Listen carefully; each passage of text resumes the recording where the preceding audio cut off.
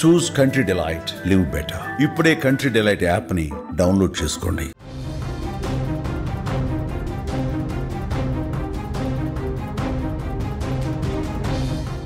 పట్టపగలు నడి రోడ్డుపై ఓ వ్యక్తి మరో వ్యక్తి పైన కత్తితో దారుణంగా పొడిచి చంపాడు. అందరూ చూస్తుండగానే ఈ ఘోరం జరిగింది హైదరాబాద్లో.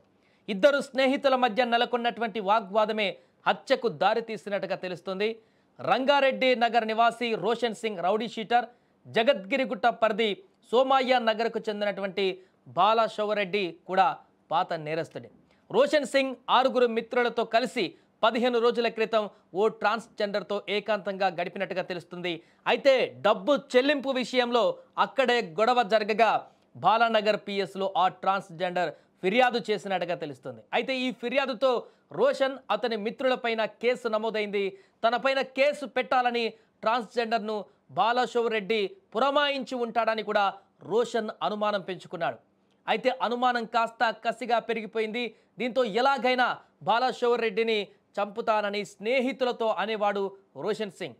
అయితే అది కాస్త బాలశౌరెడ్డి చెవిన పడింది. రోషన్ నన్ను చంపడమేంటి, నేనే వాణ్ణి చంపేస్తానంటూ బాలశౌరెడ్డి ప్లాన్ వేసుకున్నాడు. ఇక అనుకున్నట్లుగానే నిన్న సాయంత్రం రోషన్ సింగ్, బాలశౌరెడ్డి స్నేహితులు ఆదిల్ మహమ్మద్ కలిసి మద్యం తాగి జగద్గిరిగుట్ట చివరి బస్టాప్ వద్దకు చేరుకున్నారు. మద్యం మత్తులో పాత విషయాలు మాట్లాడుకుంటూ గొడవ పెట్టుకున్నారు. ఉన్నట్లుండి రోషన్ను మహమ్మద్ పట్టుకోగా బాలశౌరెడ్డి కత్తితో విచక్షణ రహితంగా పొడిచాడు. అనంతరం బైక్పై సిద్ధంగా ఉన్నటువంటి ఆదిల్తో కలిసి పారిపోయాడు. తీవ్రంగా గాయపడినటువంటి అతను ఆసుపత్రిలో చేరాడు. పరిస్థితి విషమించడంతో అతన్ని గాంధీ ఆసుపత్రికి తరలించగా చికిత్స పొందుతూ ఈరోజు ఉదయం మరణించాడు. ఘటనా స్థలిలో ఉన్నటువంటి మరో మిత్రుడు మనును పోలీసుల అదుపులోకి తీసుకొని విచారిస్తున్నారు. ఏదేమైనా కూడా నిన్న జగద్గిరిగుట్ట పరిధిలో జరిగినటువంటి దారుణమైనటువంటి హత్యాకాండ హైదరాబాద్లో ఉన్నటువంటి స్థానికులను ఒక్కసారిగా భయభ్రాంతులకు గురిచేసింది. ముఖ్యంగా జగద్గిరిగుట్ట పరిసర ప్రాంతాల ప్రజలనైతే తీవ్ర భయాందోళనకు గురిచేసింది. అందరూ చూస్తుండగానే పబ్లిక్ ప్లేస్లో సినిమా ఫకీలో కనుక జరిగినట్టుగా అలాంటి ఇన్సిడెంట్ జరిగింది. అందరూ చూస్తుండగా ఒకరు పట్టుకొని ఇంకొకరు కత్తితో పొడిచి దారుణంగా ఆ విజువల్స్ మీకు చూపించలేకపోతున్నాం గైడ్లైన్స్ కారణంగా. కానీ అత్యంత దారుణమైనటువంటి ఒక జంతువుని కనుక ఎంత ఈజీగా పొట్టన పెట్టుకుంటారో అంత ఈజీగా వ్యక్తి ఒక మనిషిని చంపుతున్నటువంటి దృశ్యాలు చాలామందిని తీవ్ర ఆందోళనకు గురి చేశాయి, భయాందోళనకు గురి చేశాయి, చాలా కలిచివేశాయి ఆ తర్వాత జరిగినటువంటి పరిణామాలు. ఏదేమైనా కూడా ఆ యువకుడు, అతను కూడా రౌడీ షీటర్కు సంబంధించినటువంటి మూలాలు ఉన్నటువంటి వ్యక్తి, చనిపోయినటువంటి వ్యక్తి కూడా. ఏదేమైనా కూడా ప్రస్తుతం ఈ ఘటన సంచలనంగా మారింది. దీనిపైన చాలామంది కామెంట్ చేస్తున్నారు. ఇంత దారుణంగా నడి రోడ్డుపైనే హత్యలు, చంపుకునేటువంటి పరిస్థితి ఏర్పడుతున్న సందర్భంలో పోలీసులు మరింత కఠినంగా వ్యవహరించాల్సిన అవసరం ఉంది, మరింత సీరియస్గా యాక్షన్స్ తీసుకోవాల్సిన అవసరం ఉంది. ఇలాంటి మూకలు రోడ్డు మీదకి వచ్చి ఇలాంటి పనులు చేయకుండా అడ్డుకోవాల్సిన అవసరం ఉందంటూ కూడా కామెంట్ చేస్తున్నారు.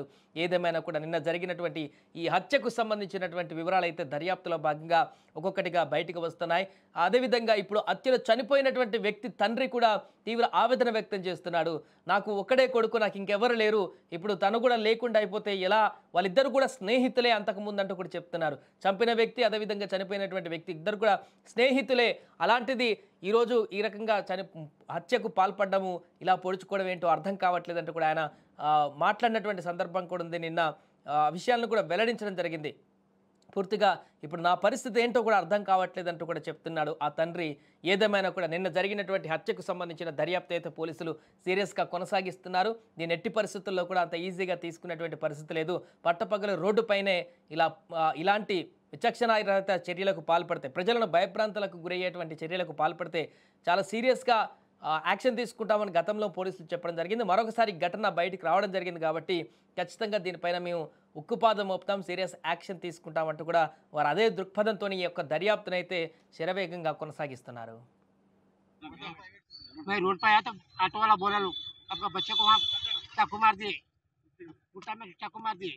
मैं ऑटो पकड़ कर आते हैं, कोई भी नहीं है। पुलिस की गाड़ी आई तो मैं यहाँ पर आपका यहाँ आ गया साहब। मेरे को एक ही बच्चा है, कोई भी नहीं है मेरे पास। अब एक ही बच्चा, मैं कहाँ जाऊँ क्या करूँ, कुछ नहीं है मेरे को। पहले मेरी तबीयत खराब था, दम फूलता मेरे को सांस का। आपका नाम क्या है? रोशन सिंह। रोशन सिंह। जी। क्या काम करते हो? ऑटो चलाता था सब। ऑटो। जी तो बेटा है? जी हमारा बेटा है। क्या हुआ? उनका दोस्त है वो? क्या हुआ? वो पूरा दोस्ते थे ये लोग सब, एक दोस्ते में रहते हैं ये लोग। तो क्या आपने मैं कर लिया लफड़ा के नहीं मालूम मेरे को। आपके घर तो आता था उन्होंने? हाँ आता था घर को, इधर ही घर है उसका साइड। क्या है कि साहब अब बच्चों के बारे में हम क्या बोल सकते हैं। उनका नाम क्या है? शरीफ नाम है उसका। आपका बच्चा? हमारा बच्चे का नाम रोशन सिंह है। उनका नाम? शरीफ इधर घर है साहब उसका। ये बच्चे का शरीफ का घर इधर है, हमारा अब तो रंगाड़ी में है घर। तो ये लोग आते थे कभी, आज क्या ये लोगों को लफड़ा हुआ, मैं घर में था सो के, मैं सम्राट के यहाँ आया। सम्राट के तो ऑटो वाला बोला मेरे को आपका बच्चे को यहाँ, अब हम कहाँ गए अब वो जाने का है साहब मेरे को। अभी तक